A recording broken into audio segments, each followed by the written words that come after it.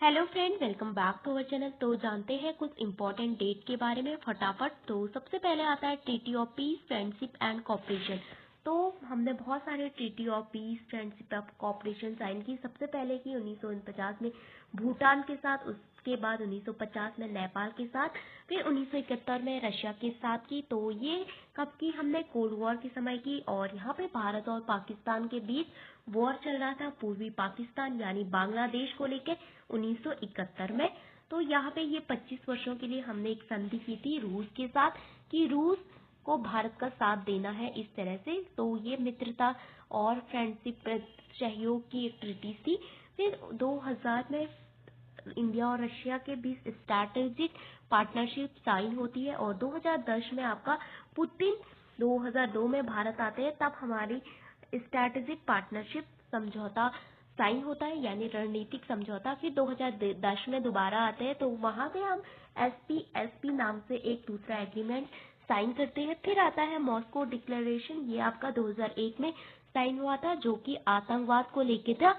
फिर एक हमारी फीस एक पॉपुलर एक्सरसाइज होती है जिसका नाम है इंदिरा, काफी इंपॉर्टेंट है, हर साल आपकी होती है भारत और रूस के बीच।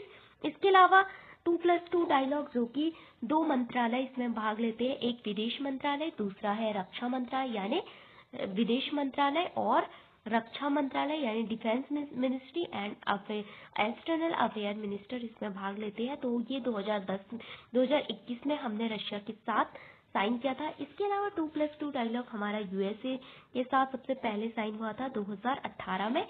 उसके बाद जापान के बीच है, भारत और जापान के बीच भी है, भारत और ऑस्ट्रेलिया के बीच है, और सभी क्वाड कंट्रीज के बीच ये एक डायलॉग आपका होता है हर साल।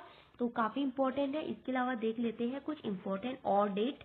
एससीओ के बारे में आपने सुना होगा कि संघाई सहयोग संगठन क्या है, एशियन नाटो भी इसको कहा जाता है। तो एससीओ का जो चार्टर है 2003 में आया, एससीओ 2001 में आया, उसके बाद उसका चार्टर साइन हुआ। यानी चार्टर का मतलब होता है यहाँ पे जो भी अनुच्छेद है उसका संविधान के तौर पे इसको जाना जाता है। फिर अफगानिस्तान के साथ इसका एक कॉन्टैक्ट ग्रुप बनता है 2005 में। और भारत और पाकिस्तान एससीओ यानी संघाई सहयोग संगठन के मेंबर बनते हैं 2017 में। और यहाँ पे अस्ताना ही समिट थी वो 2017 में। और जब हम पर्यवेक्षक बने थे 2005 में, तब भी आपकी अस्ताना ही समिट थी। फिर 2000 अभी एससीओ को ज्वाइन किया बहुत सारे देशों ने, ईरान हो गया, और 2024 में ज्वाइन किया बेलारूस ने। तो ये काफी इंपॉर्टेंट है। तो वर्तमान समय में संघाई सहयोग संगठन में कितने सदस्य हैं? तो इसमें 11 सदस्य हैं। हाल ही में इसकी मीटिंग हुई थी अगस्त 2025 में तियानमेन स्क्वायर चाइना में, जहाँ पे कि 1989 में डेमोक्रेसी को लेकर एक बहुत बड़ा प्रोटेस्ट हुआ था, जिसमें चाइना की जो सरकार थी उसने बहुत सारे छात्रों को वहां पे मार दिया था, उनको कुचल दिया था। तो लोकतंत्र की डिमांड के तौर पे इसको जाना गया था। तो उसको एक नरसंहार के तौर पे उसको जाना गया। तियानमेन में ही इसकी समिट हुई थी पिछले साल 2025 में। ओके, तो आप जानते हैं तो यूएन की सबसे पुरानी जो ऑर्गेनाइजेशन है, सबसे पुरानी एजेंसी है, वो है आईएलओ, जो कि श्रमिकों के राइट की रक्षा करती है, उनके साथ सोशल जस्टिस करती है।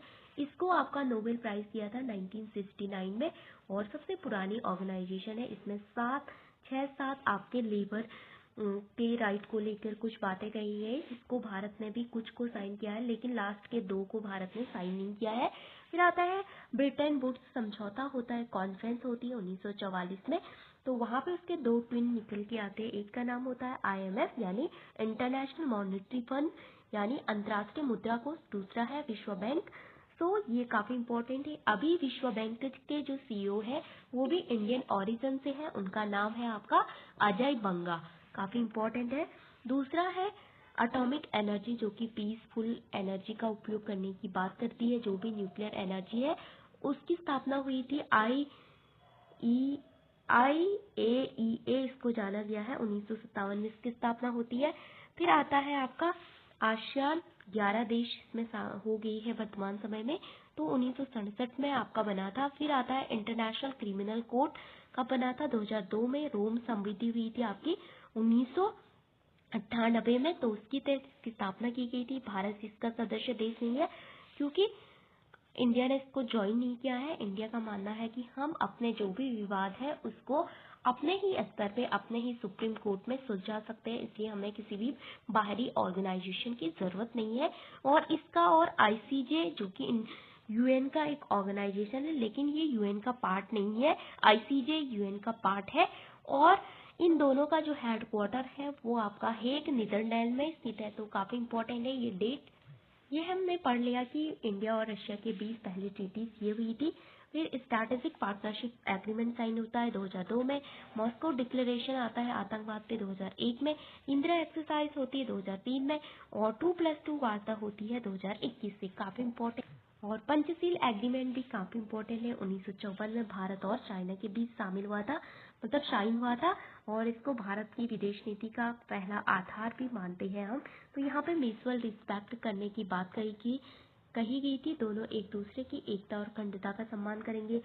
Mutual non aggression, mutual non interference, equally and mutual benefit, peaceful coexistence काफी इंपॉर्टेंट है। तो आज की वीडियो को इतना ही रखते हैं। Thank you for watching this video. तो ये आपका कुछ ऑपरेशन है, इसको भी देख लेते हैं। तो ऑपरेशन रहा 2015 में यमन में हुआ था।